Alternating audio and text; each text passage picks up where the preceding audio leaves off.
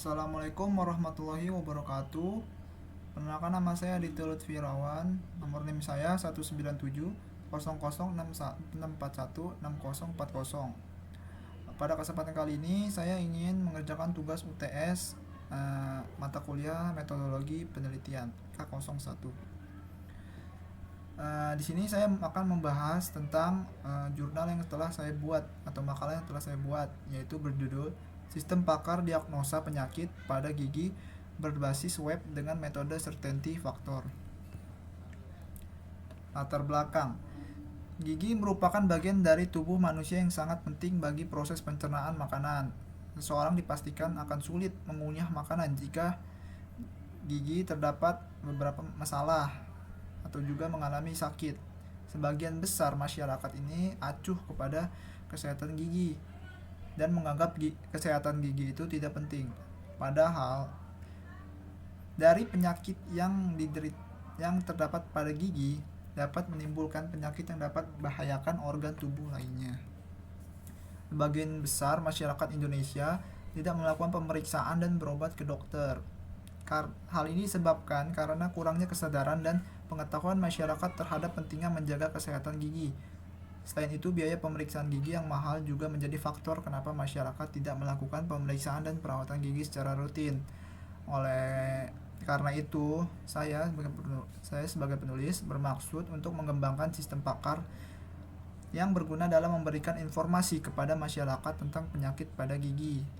Sistem pakar ini nantinya akan mendapat pengetahuan atau akan dapat mengetahui gejala yang muncul dan kemudian melakukan diagnosa jenis penyakit gigi tersebut. Setelah itu, sistem ini akan memberikan informasi solusi dalam mengobati penyakit tersebut.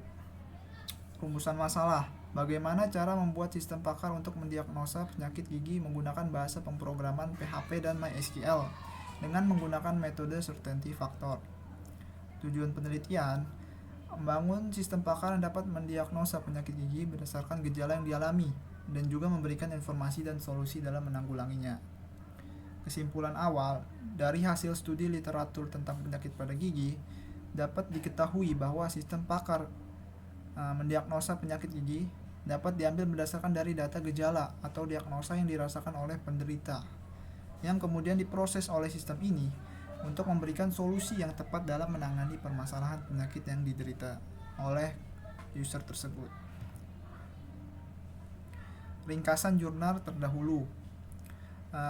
Di sini saya mengambil ringkasan jurnal, 3 ringkasan jurnal.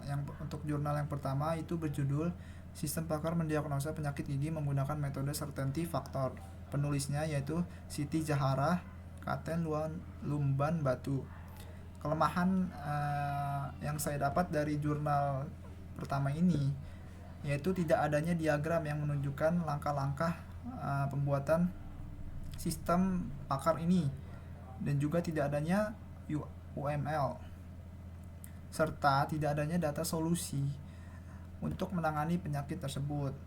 Nah, keterkaitannya di sini jurnal ini menggunakan metode yang sama, yaitu certainty factor dan bahasa pemrograman PHP dan MySQL.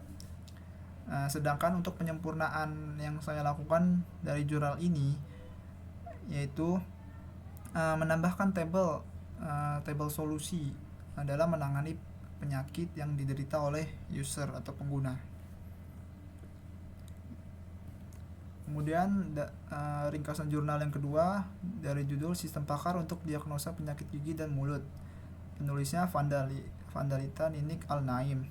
Kelemahan dari jurnal ini yaitu dalam jurnal ini menggunakan metode forward chaining, yang dimana menurut saya sebagai penulis metode forward chaining ini kurang cocok untuk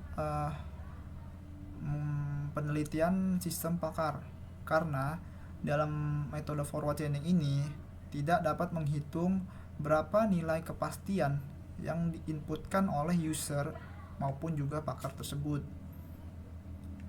sehingga data tersebut hanya berisi pilihan iya atau tidak. Keterkaitan dengan jurnal ini Penggunaan data, gejala, penyakit, dan solusi yang kurang lebih sama. Sedangkan penyempurnaan yang saya lakukan dari jurnal ini yaitu mengganti metode forward chaining dengan metode certainty factor, karena certainty factor itu dapat menghitung nilai kepastian yang telah diinputkan oleh user dan juga pakar, sehingga diharapkan dengan metode ini dapat memperbaiki sistem tersebut menjadi lebih baik dan lebih akurat. Untuk jurnal yang ketiga dengan judul Sistem Pakar untuk Diagnosis Penyakit Gigi dan Mulut pada Manusia menggunakan metode certainty factor dengan mesin inferensi forward chaining berbasis web. Penulisnya Zulkifli. Pada kelemahan jurnal ini yaitu hanya dapat memprediksi penyakit berdasarkan 21 gejala saja.